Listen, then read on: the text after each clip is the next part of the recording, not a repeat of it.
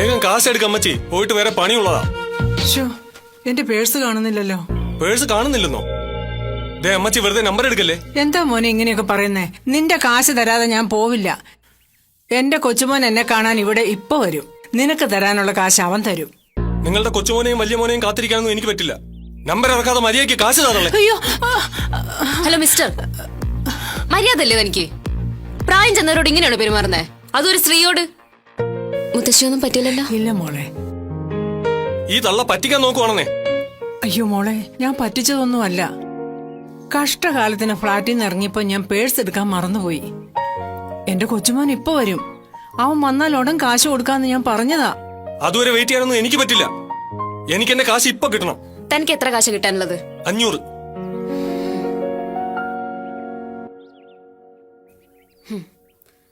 ഇനി തനിക്ക് പോവാലോ. വലിയ ഉപകാരം. ഈശ്വരനായിട്ടാ നിന്നെ ഇപ്പൊ ഇവിടെ എത്തിച്ചത്. എന്താ ഈ സുന്ദരിക്കുട്ടിയുടെ പേര്? ഹർഷ. മോൾ എന്ത് ചെയ്യുക? പഠിത്തം കഴിഞ്ഞു. ഇപ്പൊ തൽക്കാലത്തേക്ക് ഡെലിവറികളായിട്ട് വർക്ക് ചെയ്യാം മുത്തശ്ശി. മിടുക്കി കുട്ടി. ഞാൻ എന്റെ കൊച്ചുമോന് വേണ്ടി ഒന്ന് ആലോചിച്ചാലോ? നിന്റെ കല്യാണം കഴിഞ്ഞതാണോ മോളെ? ഇല്ലല്ലോ. എന്നാ നീ എന്റെ കൊച്ചുമോനെ കെട്ടിക്കോ. എന്താ? വിശാലെന്നാ അവന്റെ പേര്. മിടുക്കനാ, സുന്ദരൻ, 28 വയസ്സ്, കോടീശ്വരനാ. എന്താ, അവന് വേണ്ടി നിന്നെ ഞാൻ ആലോചിക്കട്ടെ? മുത്തശ്ശി കൊള്ളാലോ. കണ്ടോടന്നെ എനിക്ക് കല്യാണം ആലോചിക്കാം. പക്ഷെ മുത്തശ്ശി, ഞാനിപ്പൊ കല്യാണത്തെ കുറിച്ച് ചിന്തിക്കുന്നേ ഇല്ല. ഓക്കെ, നിന്റെ നമ്പർ ഒന്ന് എനിക്ക് തരാവോ? എന്തിനാ? ഇങ്ങനെ ഒരു സിറ്റുവേഷൻ ഉണ്ടാവുമ്പോ ഗൂഗിൾ പേ ചെയ്യുന്ന പറഞ്ഞ് വിളിക്കാലോ. ആഹാ, മുത്തശ്ശിയാള് കൊള്ളാലോ. ദാ കാശൊക്കെ നീ ഞാൻ കാണുമ്പോ വാങ്ങിച്ചോളാം. ഇപ്പൊ കുറച്ച് തിരക്കുണ്ട്.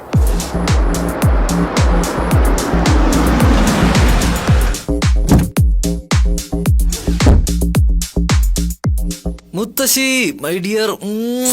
എന്റെ ചുന്ദരി മുത്തശ്ശിക്ക് സുഖമല്ലേ? പോടാ, സുഖാന്വേഷിക്കാൻ വന്നേക്കുന്നു.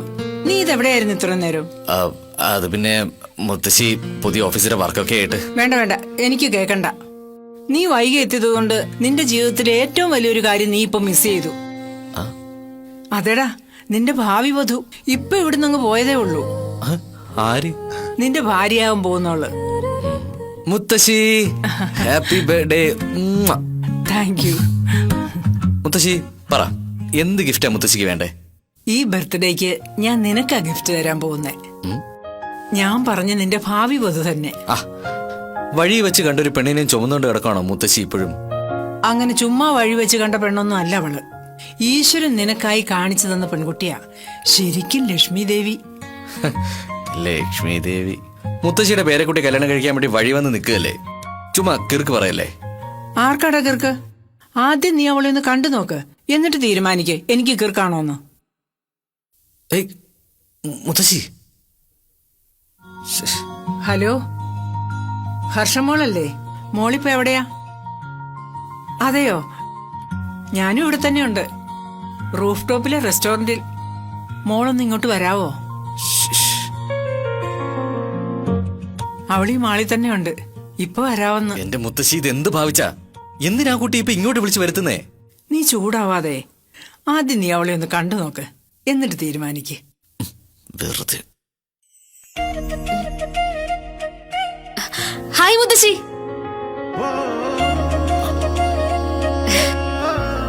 എത്തിയല്ലോ മുത്തശ്ശിയുടെ സുന്ദരിക്കുട്ടി. വാ.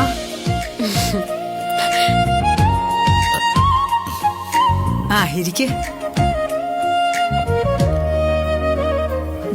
ഇതാരാണെന്ന് കണ്ടോ?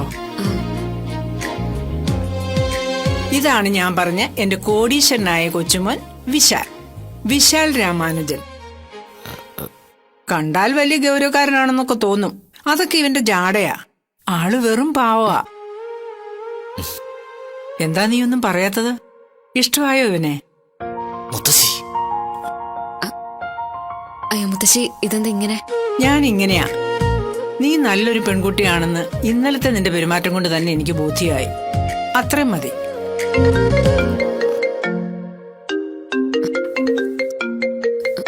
മുത്തശ്ശി ഒരു മിനിറ്റ്. ഹലോ സദ്യമ്മേ, എന്തായി ശ്രീകുട്ടിയുടെ കാര്യം? ഡോക്ടർ എന്താ പറഞ്ഞേ? ഡോണറുടെ കാര്യം ഒക്കെ അല്ലേ? ഡോണർ ഓക്കെയാണ്. പക്ഷേ 50 ലക്ഷം രൂപയെങ്കിലും വേണമെന്നാ ഹോസ്പിറ്റലിൽ നിന്ന് പറഞ്ഞത്. 50 ലക്ഷം രൂപയോ? ഈശ്വര, അത്രയും കാശ്. മുത്തശ്ശി, എനിക്ക് പണമുണ്ടെന്ന് മുത്തശ്ശി പറഞ്ഞ ആ നിമിഷം തന്നെ അവൾക്ക് കാശ് ആവശ്യപ്പെട്ടുകൊണ്ട് ഫോൺ വന്ന് കണ്ടില്ലേ? ഇവൾക്ക് കുറുക്ക് വഴിയിൽ പൈസ ഉണ്ടാക്കാൻ വേണ്ടി തന്നെയാണ് മുത്തശ്ശിയെ മണി കഴിച്ച് കൂടെ കൂടിയിരിക്കുന്നത്. എടാ ചെറുക്ക, ഒരക്ഷരം അവളെ പറ്റി മിണ്ടിപ്പോകരുത്. നീ വലിയ ബിസിനസ്സുകാരനൊക്കെ ആയിരിക്കും, പക്ഷെ നിന്നേക്കാൾ കൂടുതൽ ലോകം കണ്ടിട്ടുള്ളവളാ ഞാൻ. നല്ലതും ചീത്തയും ഒക്കെ തിരിച്ചറിയാൻ നിന്നേക്കാൾ നന്നായിട്ട് എനിക്ക് കഴിയും. മോളെന്താ അങ്ങ് വിഷമിച്ചിരിക്കുന്നേ?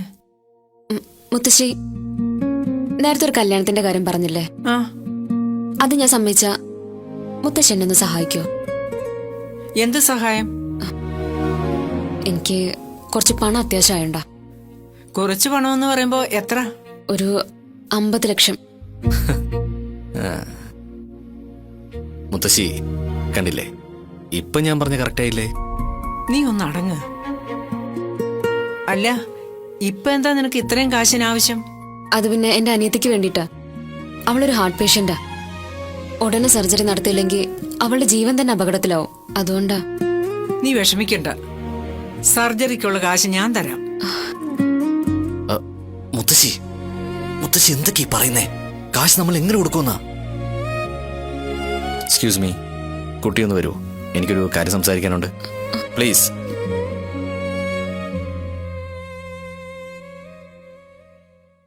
ആ അതെ, നോക്കൂട്ടി, മുത്തശ്ശി പറയുന്നതൊന്നും കുട്ടി സീരിയസ് ആയിട്ട് എടുക്കരുത്. മുത്തശ്ശി ആക്ച്വലി ബോസിന്റെ മുത്തശ്ശിയാണ്. ആളൊരു ഡിമെൻഷ്യ പേഷ്യന്റ് കൂടിയാണ്. ഞാൻ ആക്ച്വലി ബോസിന്റെ ഒരു കെയർടേക്കർ മാത്രമാണ്. ഞാൻ കല്യാണത്തിന് സമ്മതിച്ചു എന്ന് കരുതി 50 ലക്ഷം പോയിട്ട് വെറും 500 രൂപ പോലും കിട്ടാൻ പോകുന്നില്ല.